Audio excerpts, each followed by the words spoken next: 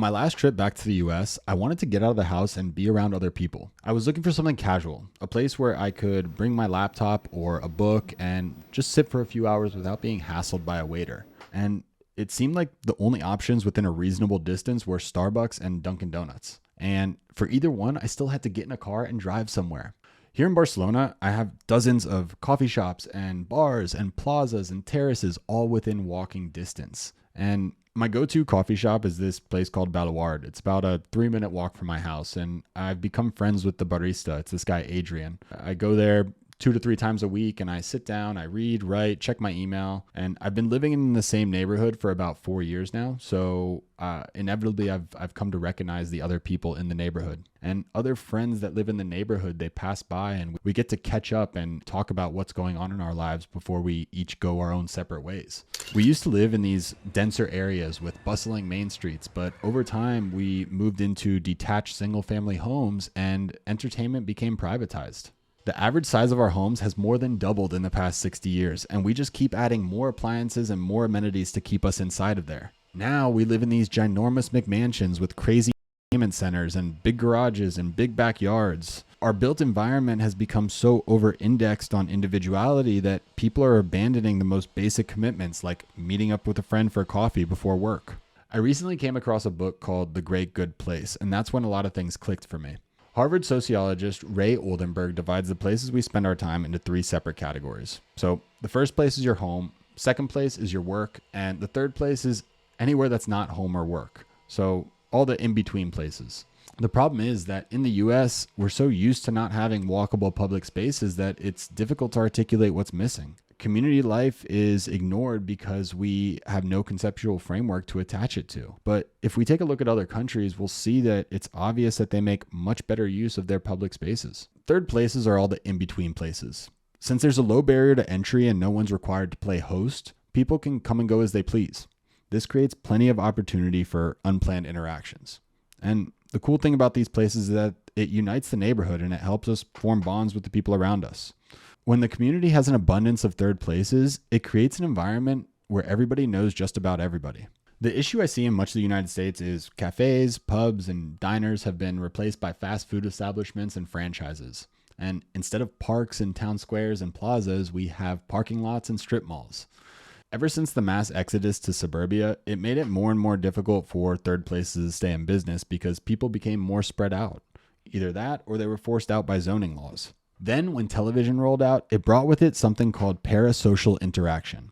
This is where you feel like you're friends with the TV show host or the sitcom characters, and it gives us this fake, superficial version of social interaction. Then, after the TV, came the internet and the smartphone. Now we're more connected than ever, yet the percentage of people who report feeling lonely continues to rise. And it's ironic because in just about every sitcom show, the characters are hanging out in a third place, while we ourselves stay isolated. We're looking for a food the average American eats. Oh, Chinese food. And then came the smartphone. It seems like our social skills are diminishing because we're not socializing with people in person as much as we used to. The internet and social media are great tools to connect us with other people, but it's not the same as an in real life third place. We need more of them on a local level, which leads me to my next point. What if I told you that the fast and hectic pace of our lives is not so much due to the pressures of modern society, but more so to bad urban planning? Let me explain. Since we're so reliant on automobiles for our basic needs, it makes third places less accessible, and we've lowered the number of organic social interactions we encounter on a daily basis. Let's say we allocate 8 hours a day to sleep and another 8 hours to work. That means by default, we're spending about 16 hours per day on weekdays at home or at the office. Plus, if you add in commuting and cooking and cleaning and hygiene and all that other stuff, the obligated amount of time we're spending at our first and second place increases.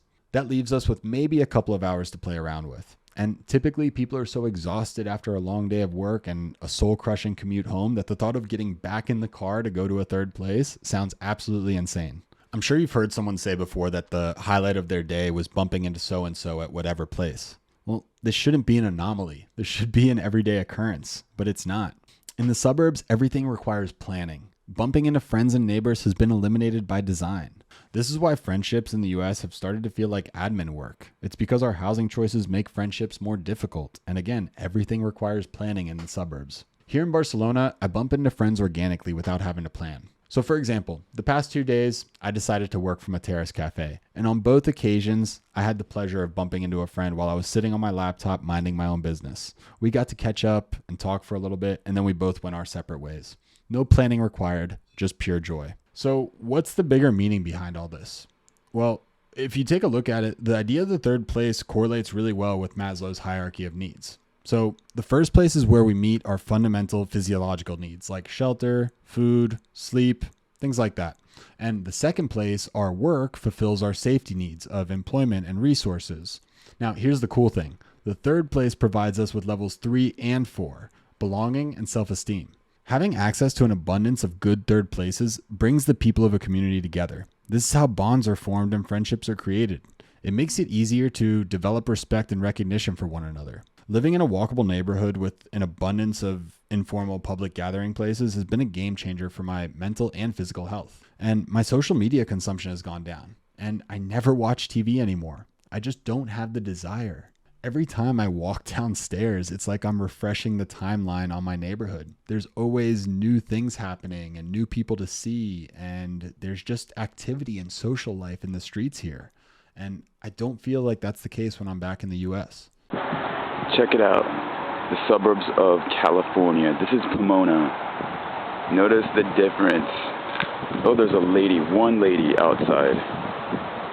This is the difference between the Philippines and the United States, is that there's hardly anyone around in their neighborhood because they're always inside playing video games or on the internet or watching soap operas. So now that we've discussed some of the qualities of third places, I want to talk about the future of third places and where I see them evolving to. Ever since the pandemic in 2020, there's been a rise in remote work. And since then, the first and second place have pretty much morphed into one. And now we're spending more time in our homes than ever before. People are adding coffee centers and outdoor living spaces thinking this is going to make them happier. And this is not the solution. We ought to be prioritizing human connection.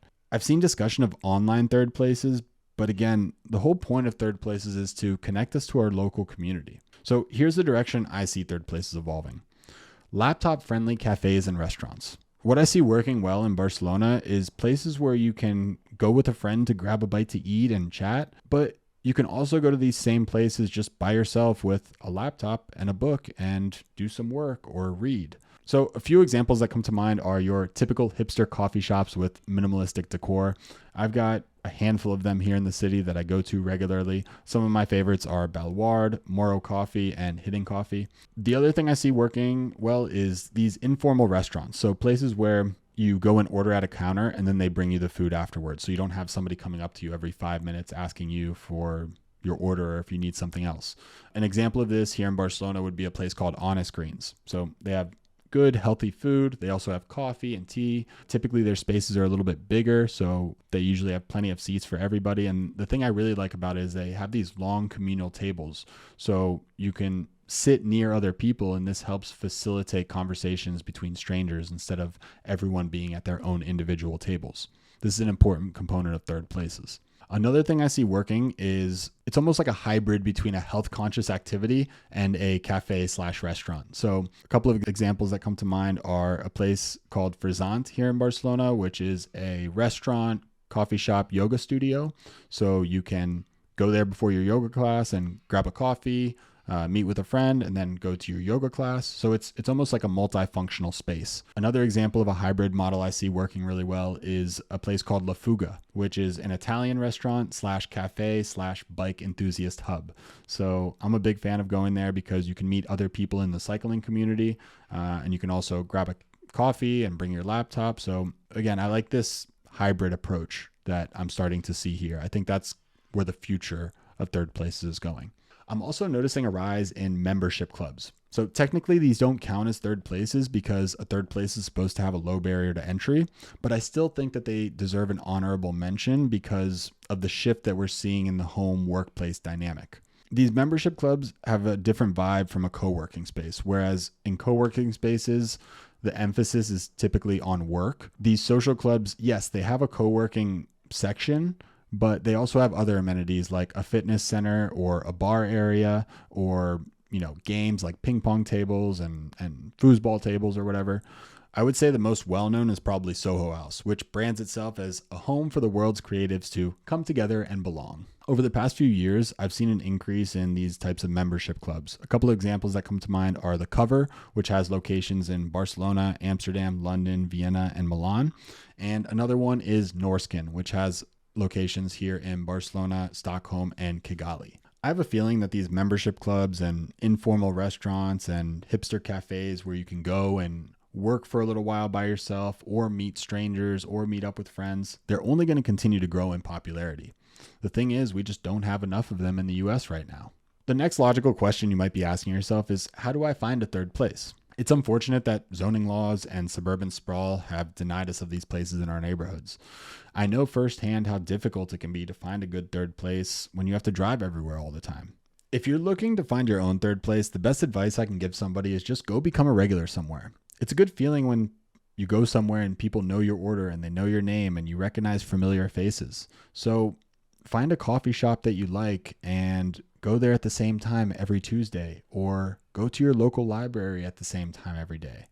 Whatever it is, just try to go somewhere repeatedly, and eventually you'll start to recognize the other regulars and maybe some of the staff members. And who knows, maybe you'll form a bond with someone or create a new relationship with someone in the real world. I want to end the video with a quote from Ray Oldenburg where he compares the joy of living cultures like Greece, Italy, Spain, Portugal, places where they place a higher emphasis on relationships and family values and community life. He says, that essence is their ability to entertain themselves in an abundance of public places where they may do so daily and at little cost and no discomfort. We may sneer at their simple ways, but when all is said and done, they enjoyed life and gave human relationships higher priority than making a buck. Living in Spain for the past 5 years has helped me realize that life's not just about work, work, work. Our whole day shouldn't revolve around waking up in our first place, going to our second place, and then going back to our first place. We should have moments of joy in between, and third places bring us those moments of joy. Let's not overcomplicate it. People are not that hard to please.